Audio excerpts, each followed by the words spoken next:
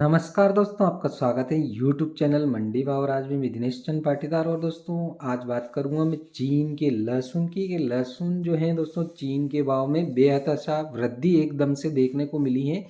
तो लगातार इस प्रकार से चीन में लहसुन में तेजी का क्या कारण है?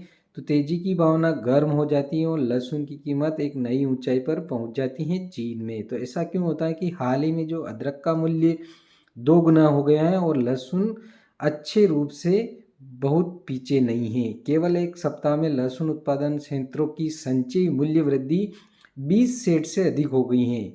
इस कुनाई में लहसुन की उच्च कीमत जो है वो बढ़ने लगी है, फिर से बाजार प्रिय होने लगे हैं। और औसत दर्जे के अनुसार लहसुन के सिर के पीछे का जादुई शक्ति क्या है? तो ये लोकप्रियता इसलिए मिल रही है कि दोस्तों मजबूत बढ़ावा के साथ लहसुन का जो भविष्य है वो क्या कीमतें चमकती रहेगी, या लहसुन कुछ समय के लिए ही इस प्रकार से तेजी हुई है। तो डबल ट्वेल के बाद लगातार 5 साल तक लहसुन के दाम बढ़े हैं और 16 और 17 दिसंबर को 2 दिनों की कीमत लगभग 10 सेंट प्रति दिन की दर से और अधिक बढ़ गई है। इस साल लहसुन उद्योग में यह एक असामान्य दृश्य देखने को मिला है। जिन लोगों के हाथों में लहसुन है वे लाभ की इस तरह के साथ साथ ऊंचाई से उत्साहित भी हुए हैं। इस स्तर पर मूल लेन देन एक व्यस्त दृश्य है। एक विक्रेता के रूप में आप सामान बेचने में आत्मविश्वास से भरे हुए हैं।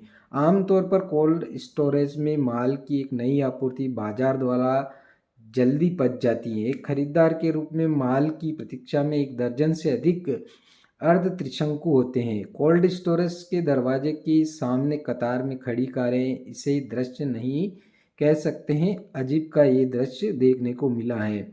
तो मजबूत बाजार की यह लहर कैसे निकली है?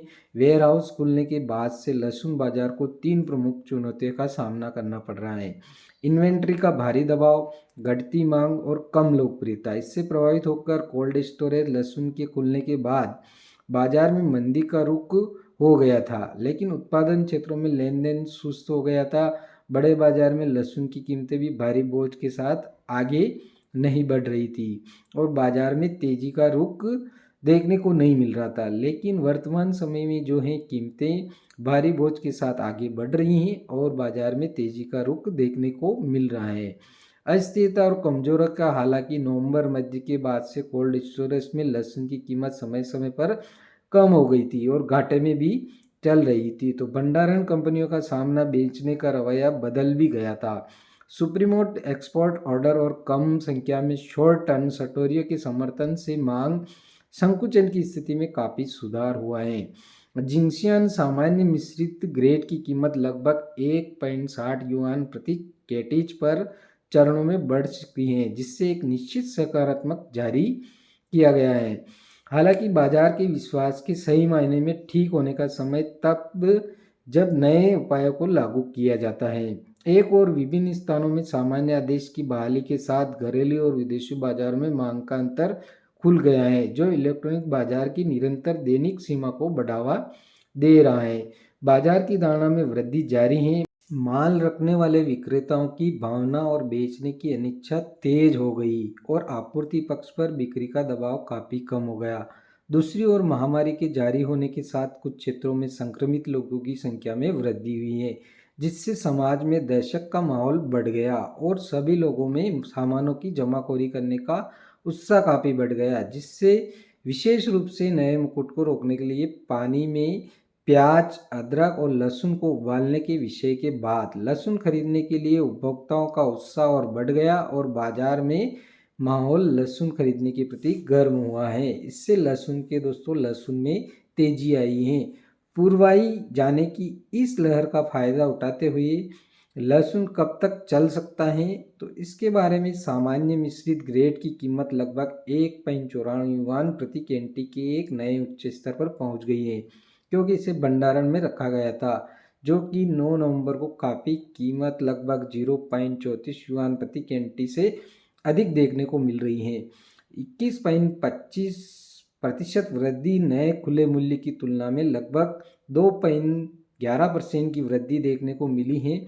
इसका मतलब है कि कुछ कोल्ड स्टोरेज लहसुन की मौजूदा कीमत पूरे बोर्ड में नुकसान से मामूली लाभ या पूंजी संरक्षण में बदल गई है। वर्तमान में घरेलू बाजार में मांग अभी भी लहसुन बाजार को चला रही है और घरेलू बाजार में व्यापारी अभी भी लांबा और नए साल के दिन के पारंपरिक उपभोग त्योहार की व्यवस्था कर रहे हैं। हालांकि विदेशी बाजारों में मांग को बढ़ावा कमजोर पड़ रहा है और प्रसंस्करण संयंत्रों की परिचालन दर में कमी की तरफ से कुछ प्रतिक्रिया एक और लंबे शिपिंग शेड्यूल वाले बाजारों में पहले से ही माल की आपूर्ति तैयार कर ली है और क्रिसमस बीतने से पहले केंद्रित स्टॉकिट अवधि चरम पर है। निवासियों की रहने की स्थिति बढ़ रही है और प्रसंस्करण में श्रमिकों को व्यवस्थित करने में कठिनाई हो रही है। इसके साथ ही फैक्ट्री ने क्लस्टर प्रोसेसिंग के मूल मोड को भी बदल दिया है। मल्टी पॉइंट और स्मॉल एरिया प्रोसेसिंग की संख्या में वृद्धि हुई है, जिससे लेन देन का पैमाना कम हो गया है। तो इससे दोस्तों लहसुन के भाव में जो चीन में है वो बड़ी अच्छी खासी एकदम से जंप देखने को मिला है। वहाँ पर महामारी का अत्यधिक प्रकोप होने के कारण वहाँ पर जो उनको श्रमिक नहीं मिल रहे हैं और माल उनका लोडिंग नहीं हो पा रहा है, उसके कारण बाहर लहसुन कम निकल रहा है, जिसके कारण मांग लहसुन की तेज बढ़ी है और लहसुन की कीमतों में एक बार फिर से इजाफा देखना को मिला है। तो हालांकि चीन का लहसुन सबसे विश्व में माना जाता है और विश्व में सबसे ज़्यादा चीन लहसुन उत्पादन करता है और चीन के द्वारा ही ज़्यादा विश्व में निर्यात किया जाता है।